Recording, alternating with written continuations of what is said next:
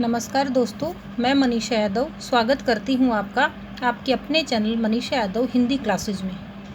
हम कक्षा 10 की पाठ्य पुस्तक में जो क्षितिज पुस्तक है उसके सूरदास पाठ जो है या अध्याय है उसके पद पढ़ रहे थे। इससे पहले वाली वीडियो में हम पहला पद पढ़ चुके हैं। आज हम दूसरे पद पर आगे बातचीत जारी करते हैं। मन की मन ही मांझ रही, मांझ मानी मध्य में, कहिए जाए कौन पे ऊधो नाही परत कही। नाही मतलब नहीं, परत मानी पढ़ना या सकना, कही मतलब कहना। क्या कह रही हैं गोपियाँ? हम कल वाले अध्याय के अंदर या कल वाले पद में हम ये जान चुके हैं कि भ्रमर गीत सार से सूरदास ने यह पद, जो 4 पद इस पाठ्य पुस्तक में लगाए गए हैं उससे लिए गए हैं। तो कल जो बात हुई थी कि उद्धव पर प्रेम का या श्री कृष्ण के प्रेम भाव का कोई प्रभाव ना पड़ा, उसके आगे अपनी शिकायत उद्धव से गोपियाँ जारी रखती हैं और कह रही है, हे उद्धव, हमारे तो मन की इच्छा मन में ही रह गई, कहिए जाए कौन पे उद्धव। हे उद्धव, आप ही बताओ, हम अपने मन की इस पीड़ा को जाकर किससे कहें। ना ही परत कही, ना ही हम किसी को कह सकते हैं और न इस पीड़ा को झेलना हमारे लिए मुश्किल होता जा रहा है। अवधि आधार आस आवन की, अवधि मानी समय सीमा।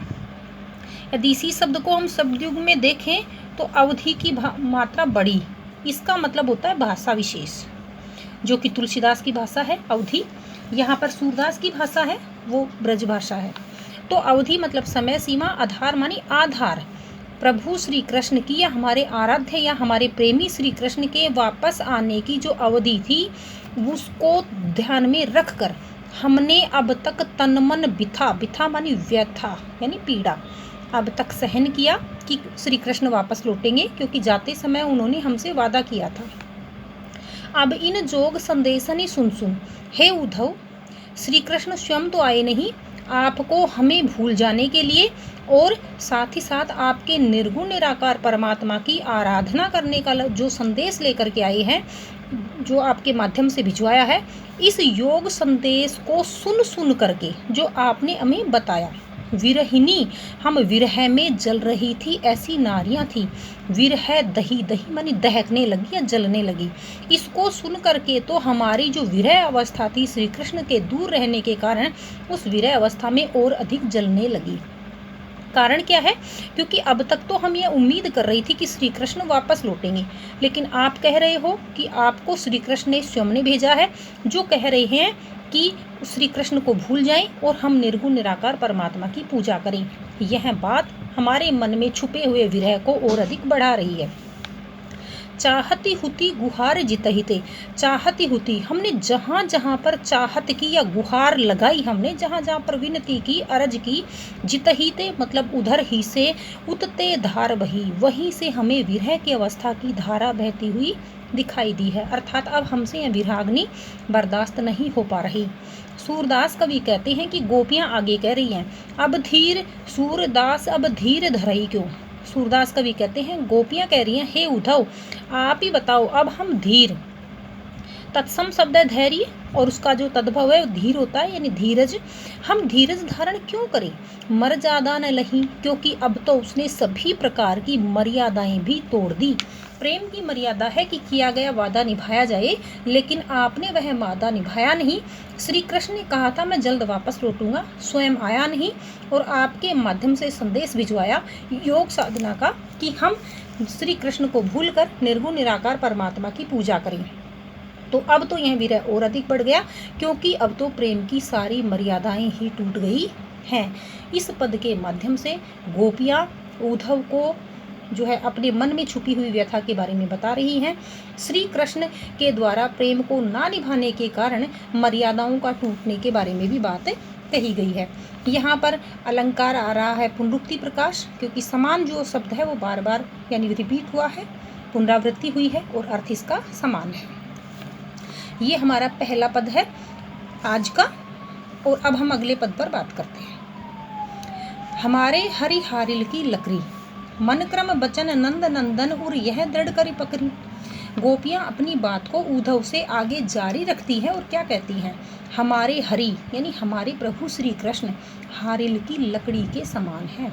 अर्थात जिस प्रकार हारिल पक्षी अपने पंजों में लकड़ी का या तिनके का एक छोटा सा टुकड़ा दबाकर रखता है, उसे भ्रम रहता है कि मैं इस टुकड़े के कारण ही उड़ पाता हूँ, तो वह उस लकड़ी के उस तिनके को अपने पंजों से छोड़ता नहीं है।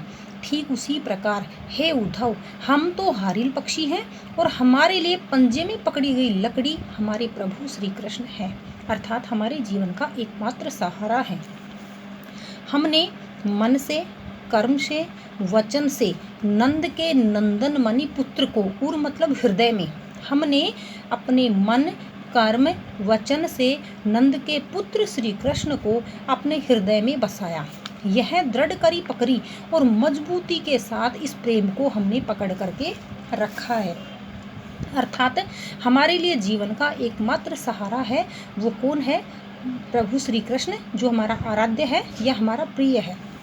जागत सोवत स्वप्न दिवस निसी, जागते हुए, सोते हुए, सपने में भी, दिवस मतलब दिन को, निसी मतलब रात्रि को, अर्थात हर घड़ी हमारी जो जीव है कान कान जकरी, जक मतलब जपती है, हमारी जो जीव्या है ये तो काना काना का उच्चारण जपती रहती है। सुनत जोग लागत है ऐसो, हे उद्धव, आपने जो योग साधना का संदेश हमें दिया है उसको तो सुनते ही हमें ऐसे लगता है जो कड़वी ककड़ी, जैसे योग साधना का संदेश नहीं है वह तो कड़वी ककड़ी के समान है। अर्थात जो मतलब उदाहरण दे दिया, उदाहरण अलंकार का प्रयोग है। आपका योग साधना का संदेश कड़वी ककड़ी के समान है। जिस प्रकार खाना खाते वक्त या ककड़ी को खाते वक्त कड़वी ककड़ी आते ही हमारा जीभ बेस्वाद होकर के, हमारी जीभ है वो बेस्वाद होकर उसे थूक देते हैं हम, ठीक उसी प्रकार से आपकी योग साधना का संदेश भी हमें कड़वी ककड़ी के समान अरुचिकर लग रहा है। सूतो व्याधि हमको ले आई, हे उद्धव, तुम ये कौन सी बीमारी, व्याधि मतलब पीड़ा, ये कैसी पीड़ा ले आए हो हमारे लिए। ऐसी पीड़ा है जिसके लिए ना तो हमने आज तक सुना है और ना ही आज तक ऐसी योग साधना किसी को करते हुए देखा है। अर्थात ऐसे निर्गुण निराकार परमात्मा के बारे में तो हमने तो आज तक नहीं सुना था कि जिसका कोई रंग रूप आकार नहीं, ऐसे परमात्मा की आराधना की जाए, क्योंकि हमारे लिए तो हमारा सब कुछ प्रभु श्री कृष्ण ही थे। यह तो सूर तिन्ही ले सोपो, सूरदास कवि कहते हैं, गोपियां आगे कह रही हैं कि हे उद्धव, यह योग साधना का या निर्गुण परमात्मा का जो आराधना की जो विधि है, तिन्ही मतलब उनको ले सोपो, उनको ले जाकर के दे दो, जिनके मन चक्री, चक्री मतलब जिसका जो मन है वो अस्थिर है ना, आप उसको ले जाकर के यह निर्गुण निराकार परमात्मा की आराधना का संदेश दीजिए, क्योंकि हमारा मन तो श्री कृष्ण के प्रेम पर स्थिर हो चुका है। अब हमारे मन में किसी प्रकार की अस्थिरता या चंचलता की कोई जगह ही नहीं है। अर्थात गोपियां उद्धव को ये व्यंग्य कर रही हैं कि आपका जो निर्गुण निराकार परमात्मा की जो पूजा है ना, वो तो कड़वी ककड़ी के समान है, हमारे लिए एक बीमारी के समान है। ऐसी बीमारी जिसके बारे में ना सुना ना किया, और यह तो आपको उसको बताना चाहिए जिसका मन अस्थिर है, चक्री की भांति चारों तरफ घूमता रहता है, क्योंकि हमारी जो अवस्था है वो तो स्थिरता की है, क्योंकि श्री कृष्ण हमारे लिए हारिल पक्षी की लकड़ी के समान है। हमने मन से, कर्म से और वचन से नंद के पुत्र श्री कृष्ण से प्रेम किया है और उसे मजबूती से उस प्रेम को पकड़ कर रखा है। जागते हुए, सोते हुए, सपने में, दिन को और रात्रि को हमारी जीव कान्ना कान्ना का उच्चारण करती रहती है। यहाँ पर प्रेम की अतिशयता का वर्णन गोपियाँ कर रही हैं। निर्गुण निराकार परमात्मा का खंडन करते हुए प्रभु श्री कृष्ण के प्रति सगुण रूप का मंडन यहाँ पर किया जा रहा है। 2 पद आज के लिए हम पढ़ चुके हैं। उम्मीद है आपको समझ आया होगा। अगर आपको कोई विषय वस्तु समझ ना आ रही हो, आप कमेंट सेक्शन में कमेंट करके पूछ सकते हो। साथ ही साथ आप इन वीडियो को 2 से 3 बार यदि सुनोगे तो आपको अच्छे से इसको समझ में आ जाएगा। तो धन्यवाद दोस्तों, आज के लिए मिलते हैं नेक्स्ट वीडियो में जल्द।